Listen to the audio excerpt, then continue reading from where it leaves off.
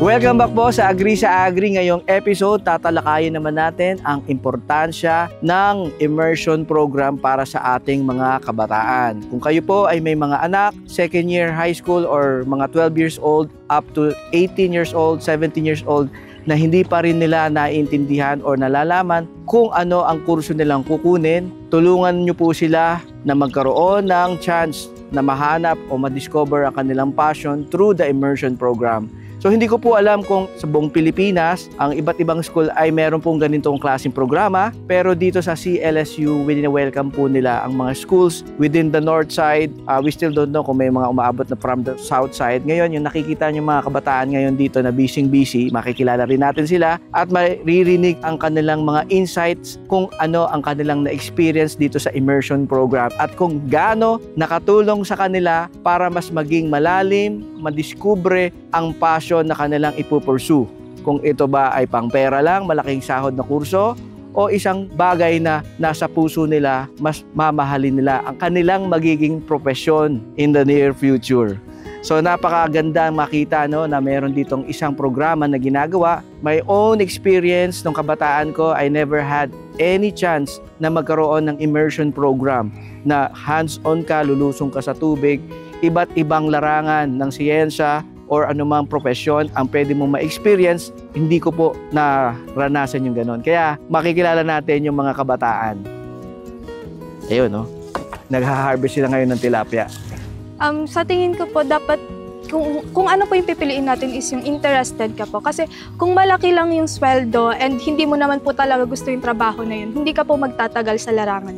Maganda po na mas bata pa tayo na alam na po natin yung kukunin natin dahil gaya po ng sinabi po ng isang professor dito sa College of Fisheries, si Ma'am Lara po, na mas maganda kung hindi lang yung tungkol sa sahod or sweldo yung kinoconsider mo sa pagkuha ng iyong career, kundi pati rin yung interest mo kung saan ka sasaya. Dahil kung hindi ka po masaya sa career na kinuha mo, hindi ka po tatagal doon. Don't forget to like and subscribe. Ako po si Miss Abby Joy Ramos from Freshwater Aquaculture Center po, si LSU. Yan. At syempre, ang pinaka-tema natin ngayong episode yung tungkol sa immersion program. Paano po ba nagkaroon ng collaboration ang CLSU sa mga iba't ibang mga high school na sa mga school dito sa inyong bayan? Ang pagkakaalam ko po, sir, yung immersion po kasi ito po ay para ilabas yung mga bata, i-expose po sila sa industry. Then ito po ay pumasok po sa College of Fisheries. Po sila. Okay. Ngayon, ibinaba po sila sa amin sa Freshwater Aquaculture Center. Bali yung College of Fisheries, sila po yung nagle-lecture sa mga bata kung ano po yung mga ginagawa dito sa field. Then kami naman po dito sa Freshwater Aquaculture Center, kami po yung sa may mga practicals. Okay. Kaya kung mapapansin nyo po, kung ano po yung ginagawa namin po dito, ini-expose po namin sila. And of course, tinuturuan po namin sila kung ano yung mga proseso. Tamang paghawak ng isda, anong oras ba dapat tayo lumusong na hindi dapat mas stress yung isda natin, Tama. something like that po. Ayan po, hello po sa aking mga family dyan sa Lupao, Nueva Ecija po. I am Cara Therese R. Capistrano, work immersion student from Doña Juana Choco National High School, grade 12 STEM student po. So, nandito po tayo ngayon sa College of Fisheries Freshwater Aquaculture Center. So, program ko po is Science, Technology, Engineering, and Mathematics po. So, currently po, with partnership po with CLSU ay na-distribute po kami sa different centers and dito po kami na-assign sa College of Fisheries kung saan po we are experiencing 10 days of work immersion. Since ang ina-applyan ko po for college is Doctor of Veterinary Medicine, aligned din po siya sa fisheries kasi po yung iba po sa mga vet med po ay pinag-aaralan din po yung mga fishes. Kaya naman aligned din po siya sa course po na kukuhanin ko in the future po. Ano po ba yung immersion na binigay nyo sa kanila? Sa ngayon po, ang pinagawa ko po sa kanila, kasi po mga 17 po yan sila eh. So yung 5, iniwan po natin dito para sa gagawing paghahatak ng isda para sa dispersal. Yung iba naman po ay nandun sa may draining area. Kasi po nag-drain po tayo. So kailangan po nating tanggalin lahat ng mga isda na naroon kasi ipe-prepare po natin habang nag-drain po. Then yung nasa kabilang area naman po, sa may catfish area naman po, ang ginawa naman po nila doon ay nag-release po sila ng isda. Mga catfish naman. Tilapia pa rin po Tilapia yun. rin. Then after po ng activity po nila doon, hahatak naman po sila ng catfish naman po kasi magpapaanak po ng hito bukas. Oh, wow. So, kailangan i-prepare yung isda. So, napakaganda ng kanilang programa. Binabati ko po yung family ko sa Lupao and yung mga klase ko po and my groupmates po dito sa College of Fisheries.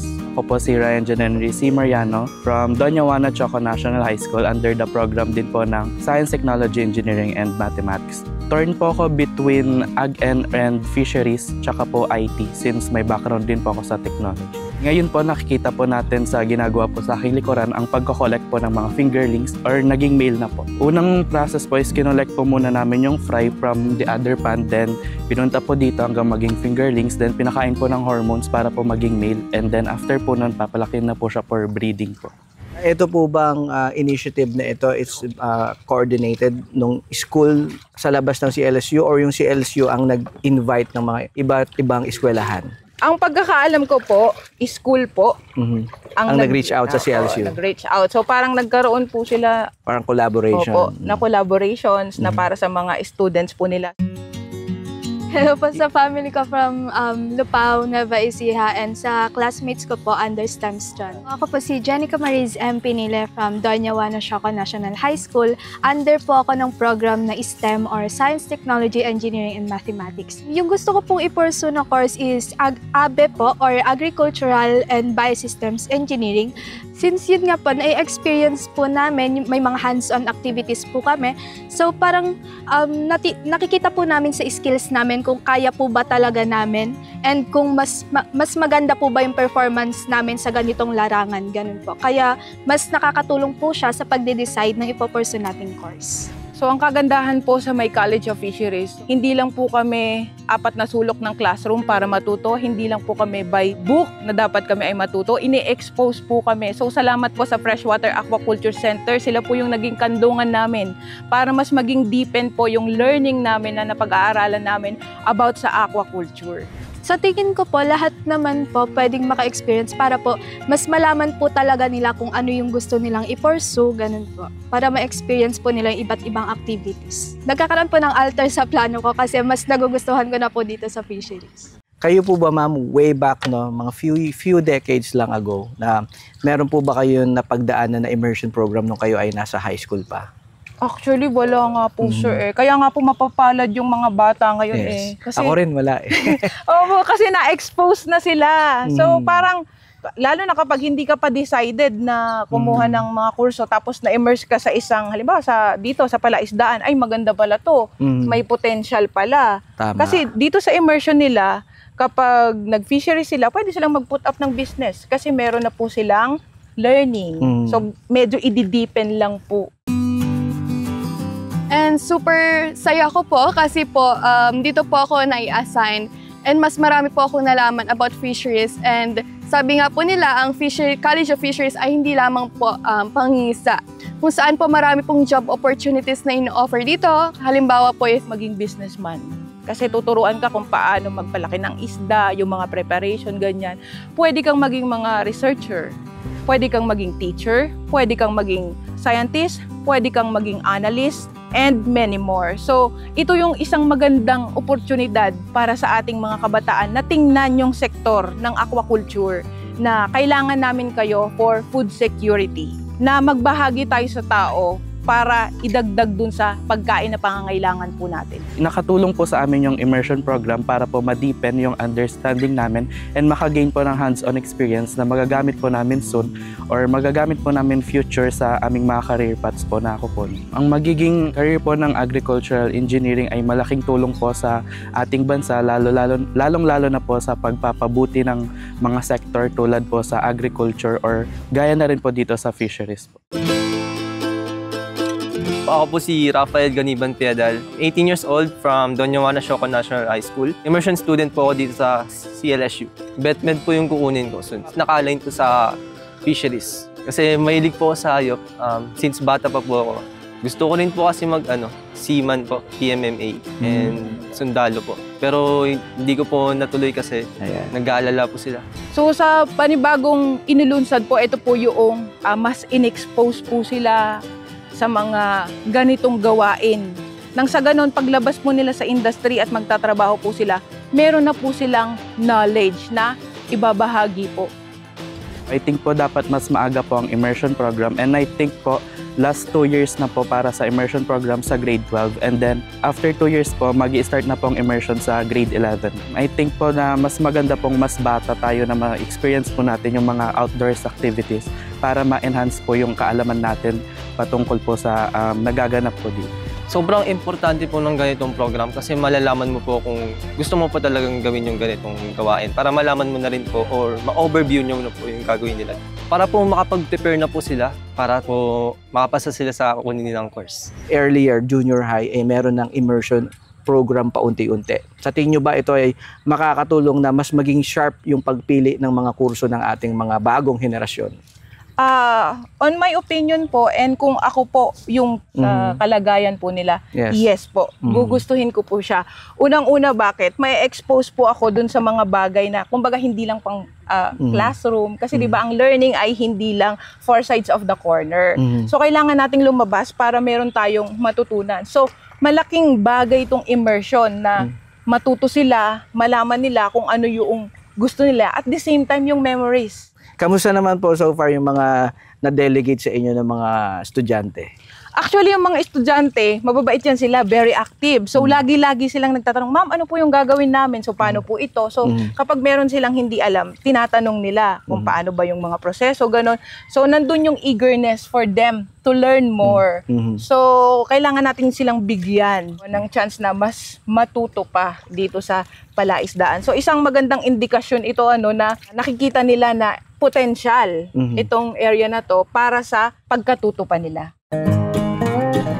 Dito po sa work immersion program, madami po ako na-experience like pagpapaanak po ng hito, ganyan po. Tapos yung sa tilapia po, pag-identify ng sex nila. Pinag-aralan din po namin yung iba't ibang ornamental fishes. Nararanasan po namin lumusong po. Naranasan na rin po namin mag-hatch ng mga tilapia, mag-breeding po ng mga catfish, and na-experience na rin po namin maghuli po ng mga isda po.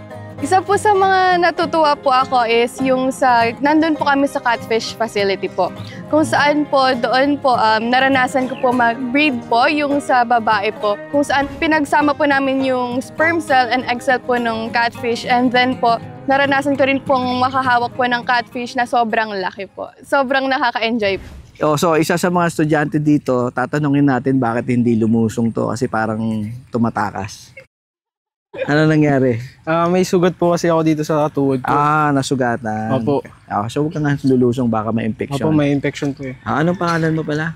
Prince William Dacoco po, from Doña Juana Shoco National High School. 17 years old din po. 17 years old. Yung experience mo dito, so far, ano naman yung mga natutunan mo? Marami po ako natutunan, katulad po ng pagtitilading po. Tilapia po na daing, short term po yun, tilading. Tilading. So, dinadaing yung tilapia, kaya Opo. tilading. Opo. Tilapia ang daing. Yung pala narinig yun. Opo. Buti ka pa, alam mo yun, ha? Yan. So, importante yung immersion program. Ano pa, bukod sa tilading, ano pa yung mga natutunan mo? Yung paghuli din po ng mga isda, kung paano po yung tamang pag-disperse po ng net. Ano-ano bang isda yung mga na-encounter mo sa immersion? Dito po, doon po sa museum, meron po mga ornamental fish po doon. Tapos dito naman po sa ponds po, dito po meron pong mga tilapia, mga fingerlings po nila. Tapos doon naman po may mga catfish po. Catfish naman. Sa tatlong yun, ano yung pinaka nagustuhan mo? Mga ornamental po. Bilang isang guro, ano po yung parang observation nyo doon sa mga interest ng mga bata na hindi nila na-observe nyo ba yon na mayroong mga bata na hindi masyadong strong yung interest at yung very keen talaga nag-e-enjoy sa ginagawa nila versus doon sa parang napilitan lang? Doon sa case po ng mga parang napilitan lang, they are more observant. Hindi sila ganun ka-active, syempre. Then pagdating din sa mga interactions, then syempre hindi rin sila gaanong nagtatanong. Well, ayoko naman silang i-judge, 'di ba?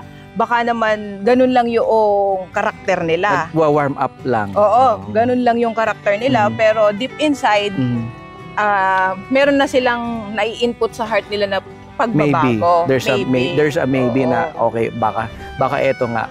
Oo, baka eto or something. And dun naman sa mga medyo active, so na-enjoy talaga nila. yung ginagawa nila. Which is, maganda pong indikasyon yun na mag-explore sila sa gusto talaga nila. At sa pagpili ng kurso na kukunin nila, Yes since po, they are in tama the po. senior high.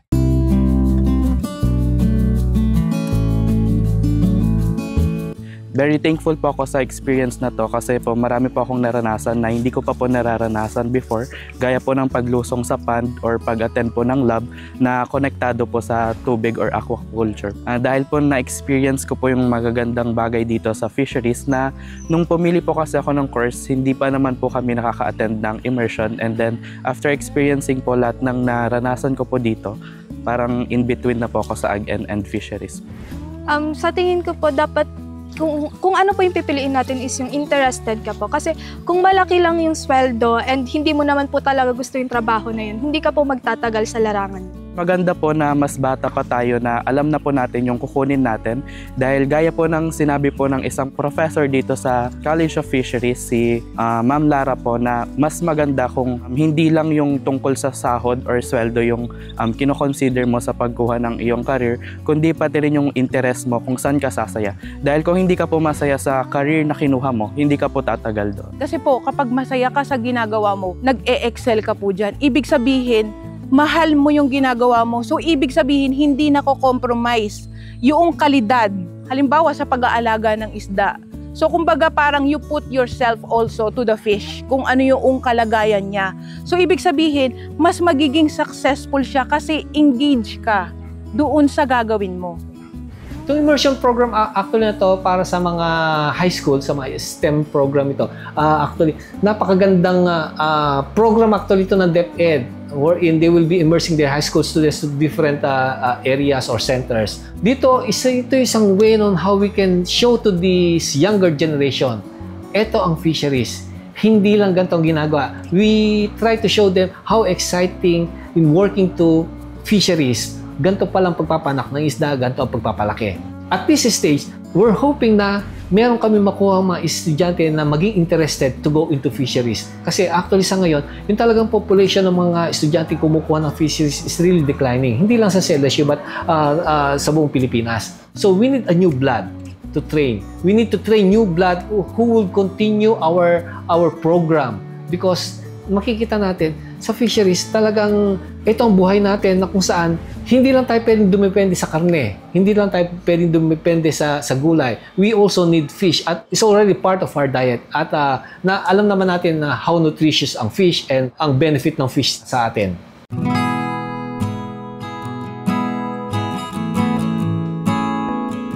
So, yung journey ko po way back high school. So, nag-aral po ako sa Tondod.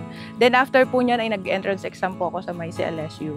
Ang kurso ko po talaga ay education. Unfortunately po, nagkaroon po ng problema yung parents ko para pag-aralin po ako. So, with the help po noong coach ko po na si Sir Carlo Michael Abella po, ay inintroduce niya po ako kay Sir Tereso A. Abella. Athlete po kasi ako.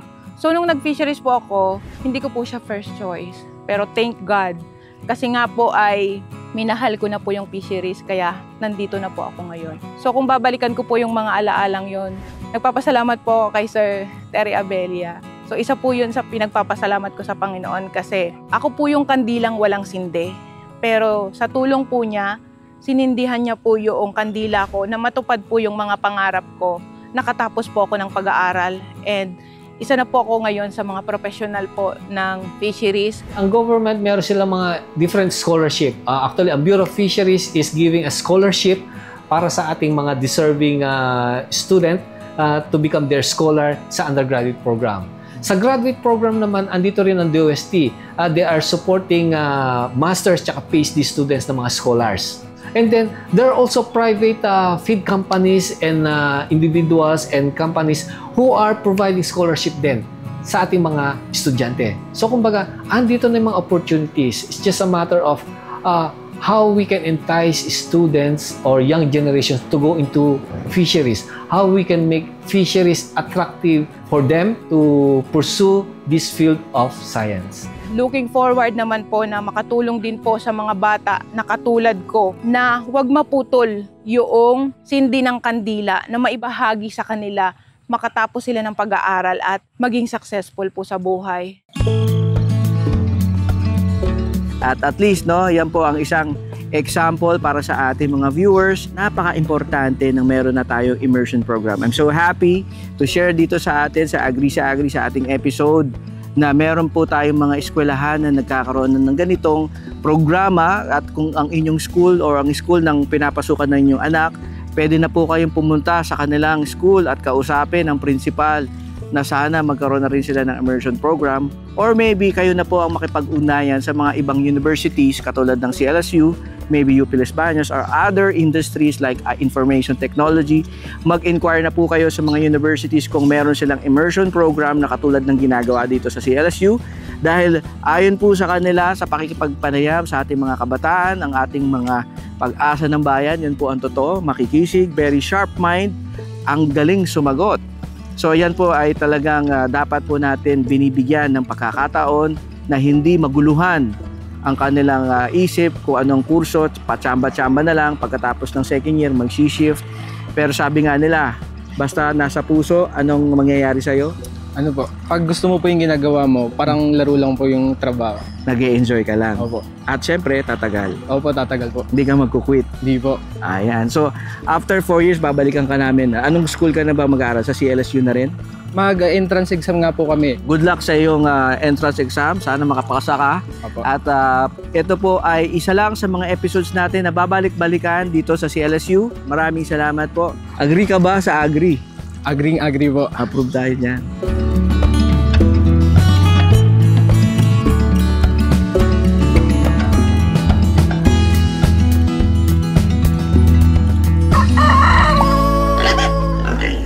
Don't forget to like and subscribe.